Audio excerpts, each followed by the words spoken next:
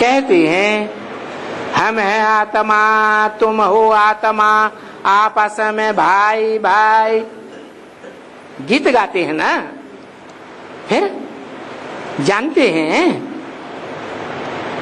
अपनी आत्मा के पार्ट को जानते हैं कि हमारी आत्मा किस ग्रुप विशेष में पार्ट बजाने वाली है 5 वर्ष के ड्रामा में।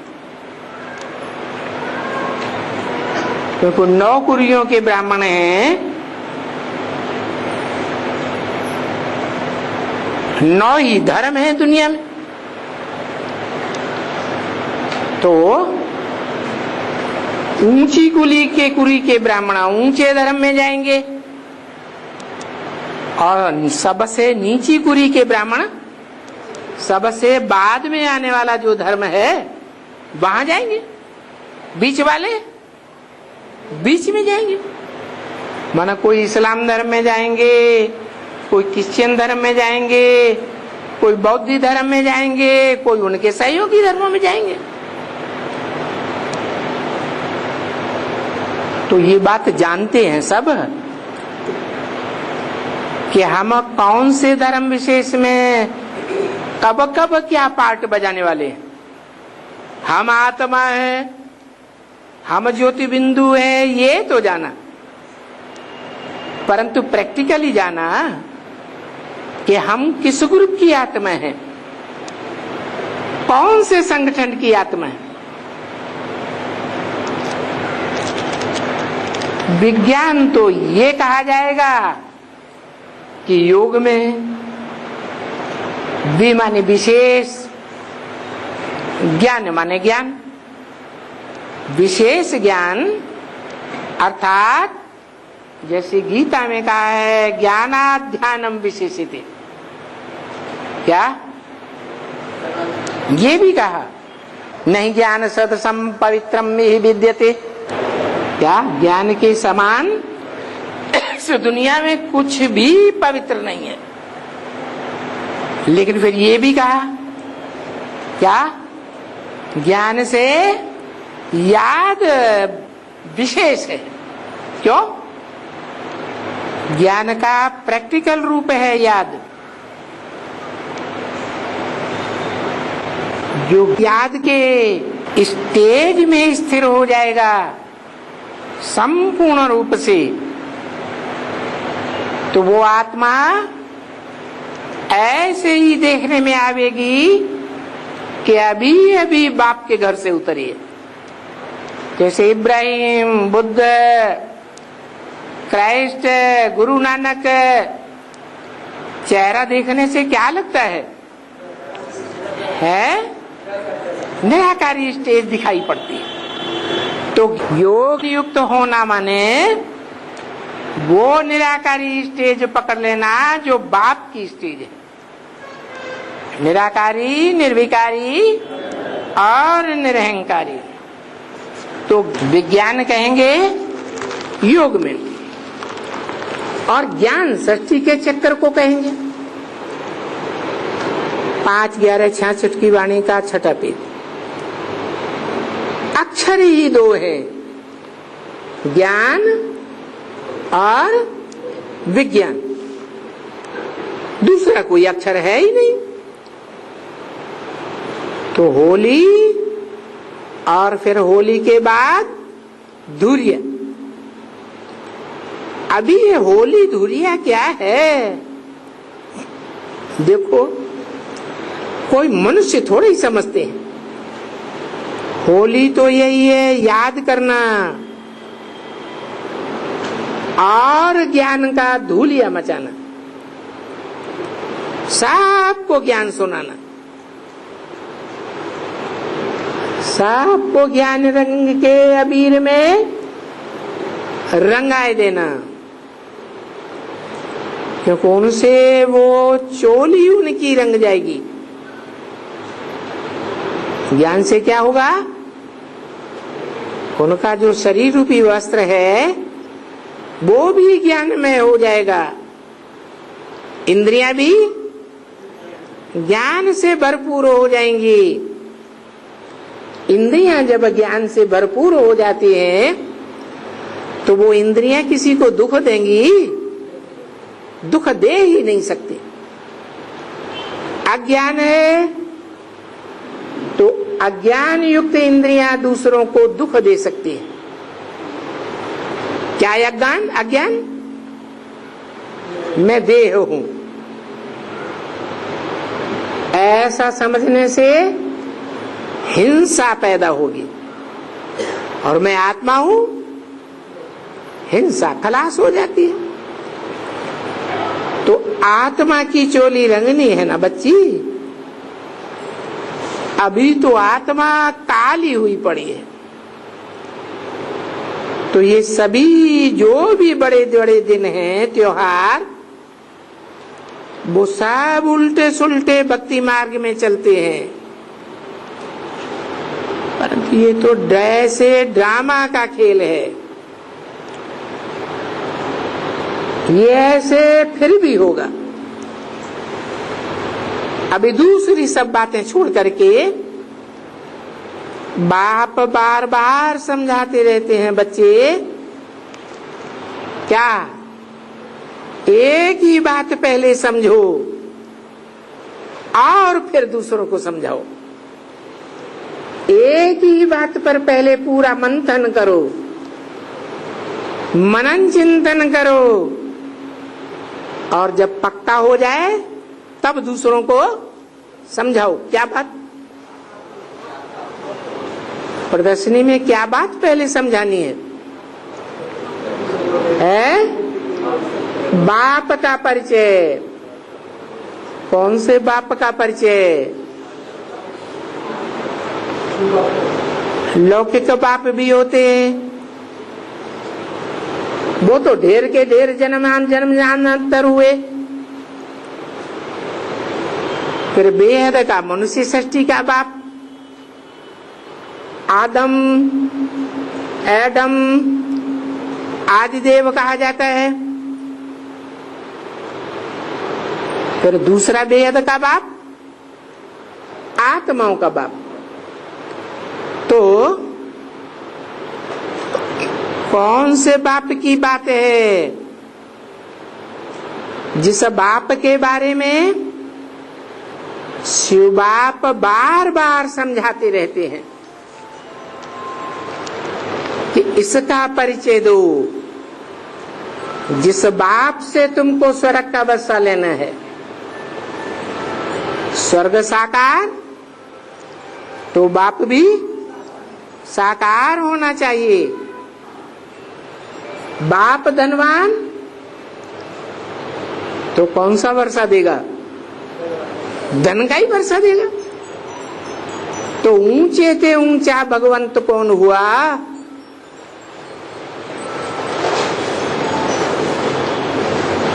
जन्म जन्मांतर के देहधारी बाप या आत्माओं का बाप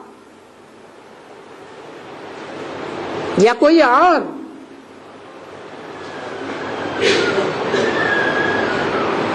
है आत्माओं का बाप। वो तो निराकार आत्माओं का बाप निराकारी वर्षा देता है ज्ञान का। स्वर्ग तो साकार है क्या? और स्वर्ग का वर्षा देने वाला स्व स्थिति में होना चाहिए या नहीं होना चाहिए? स्वर्ग का वर्षा देने वाला बाप सदा काल की स्व स्थिति में टिकने वाला हो तो हमें 100% स्वर्ग का वर्षा दे सकता है। खुद ही टिकने वाला नहीं होगा तो वर्षा दे सकेगा? है तो पूछा, कई दिन से ये वाणी चल रही है त्रिमूर्ति के ऊपर कि त्रिमूर्ति के चित्र में पहले पहले समझाओ कि ऊंचे से ऊंचा भगवंत कौन है। ये बात बार बार समझाते रहते हैं बच्चों को। ऊंचे से ऊंचा भगवंत वो फादर है क्रिएटर है, रचयिता है, ये भी इशारा दे दिया। साकार है या निराकार?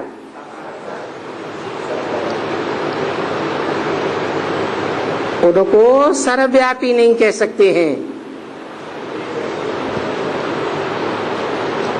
सर्वव्यापी बाप कैसे होगा? सर्वव्यापी से वर्षा कैसे मिलेगा?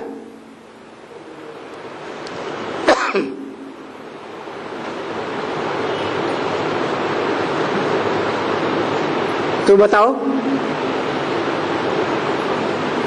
वो बाप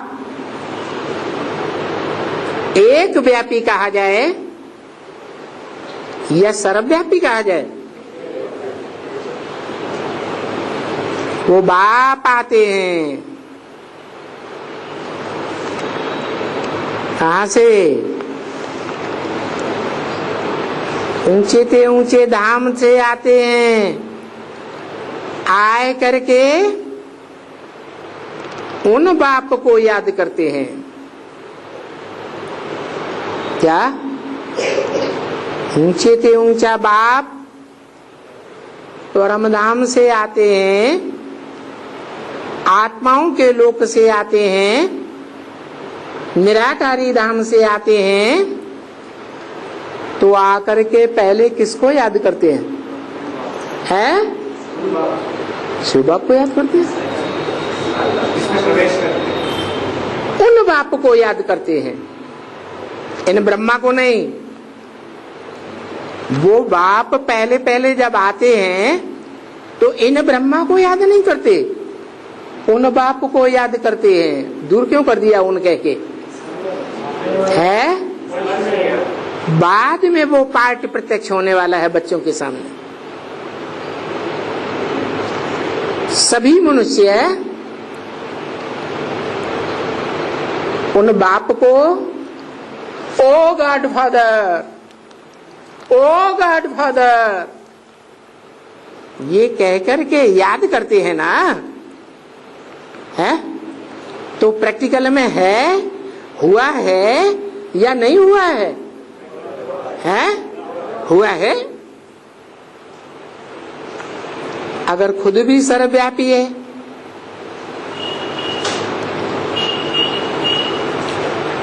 तो खुद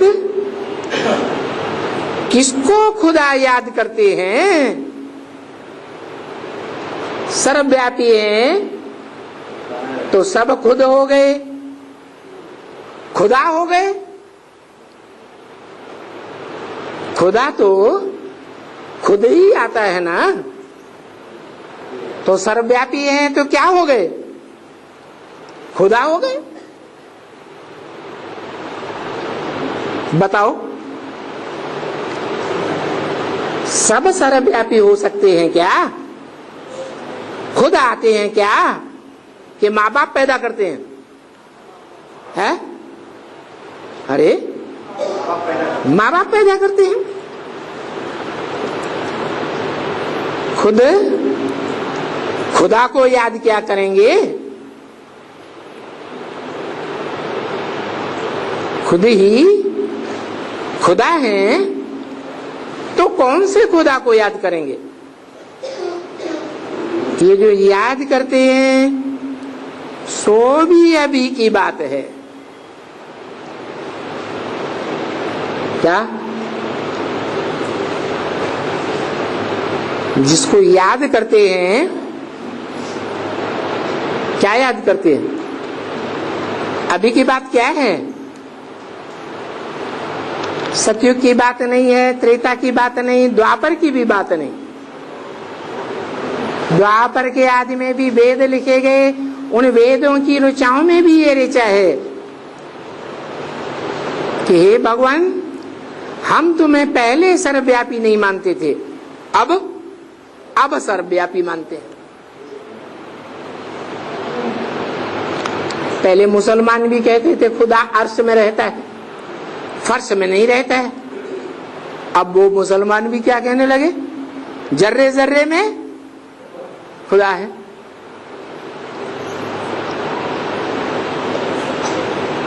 अभी की बात है। जो सर्वव्यापी को याद करते हैं,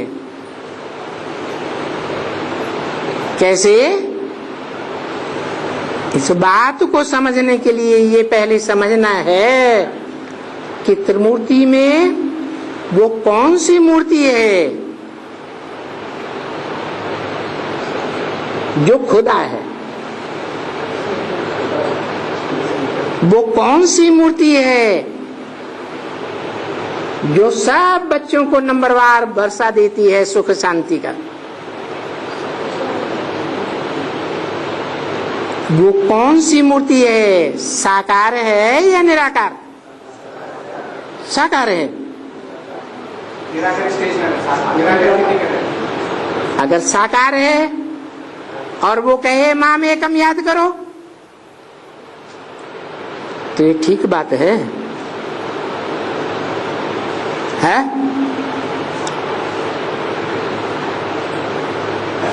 साकार देह भानी होता है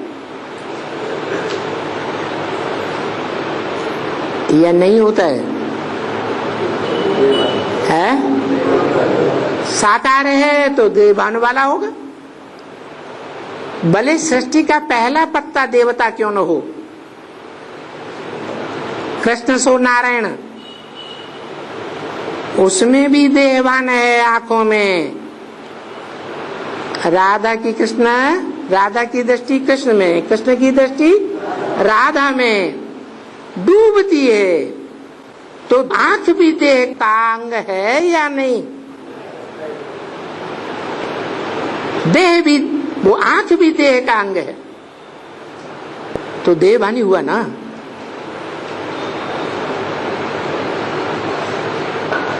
देवान से ही सृष्टि पैदा हुई ना, तो देवानी है तो साकारी है।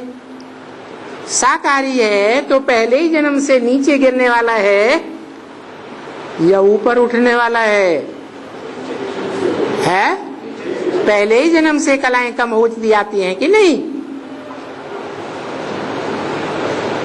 तो वो जो ऊंचे से ऊंचा भगवंत है वो साकारी है या निराकारी?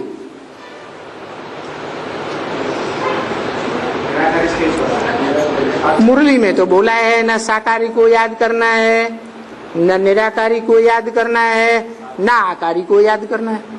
तो याद किसको करना है? साकार में निराकार को याद करना। तो कौन है त्रिमूर्ति में वो साकार सो निराकार है? शंकर, जो याद में बैठा हुआ है। अरे याद में जो बैठा हुआ है वो पुरुषार्थी है या संपन्न है? वाह!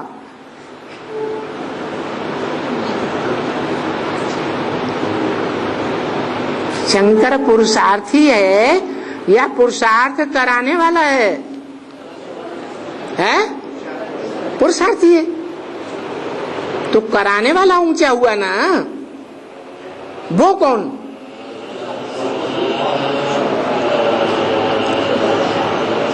अगर शंकर ही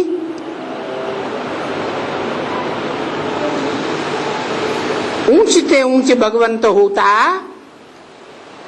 तो शास्त्रों में ये क्यों कह दिया गुरुर् ब्रह्मा गुरुर् विष्णु गुरुर्देवो महेश्वर गुरु साक्षात परम ब्रह्म तस्मै श्री गुरुवे नमः। परम ब्रह्म को क्यों नमन करते हैं? शंकर को नमन करते हैं? नहीं। फिर बताओ, शिव के मंदिरों में भी शिवलिंग बीच में दिखाते हैं मुखिया के बतौर, और चारों ओर देवताओं की मूर्तियां रखी हुई हैं। उन देवी देवताओं की मूर्तियों के मुख्य स्थान पर शंकर की मूर्ति रखी है। तो शंकर भी किसको याद कर रहा है? शिवलिंग को याद कर रहा है ना, मुखिया को। जैसे और देवताएं आसपास बैठे हुए। तो पूछा कि त्रिमूर्ति के चित्र में पहले उस चित्र का परिचय दो जो साकारी भी है और निराकारी भी है।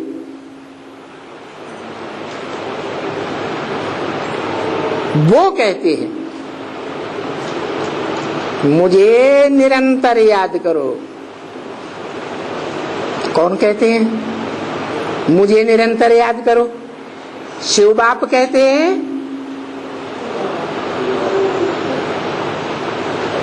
दादा लेकर आदि ब्रह्मा कहते हैं, या शंकर कहते हैं? शिव बाप कहते हैं मुझे निरंतर याद करो।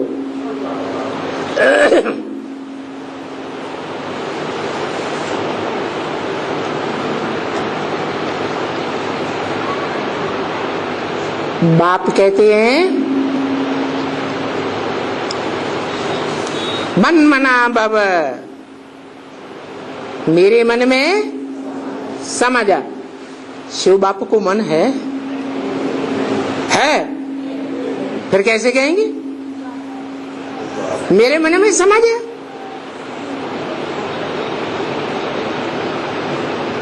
तो कौन कहते हैं? शिव बाप तो अमन है, वो क्यों कहेगा मेरे मन में समा जा? अभी तो बताया वो बाप आकर के उन बाप को याद करते हैं। वो बाप आकर के उन बाप को याद करते हैं। उन कहकर किसको इशारा किया है? भविष्य में आने वाले को बताया ना कि उनको याद करते हैं।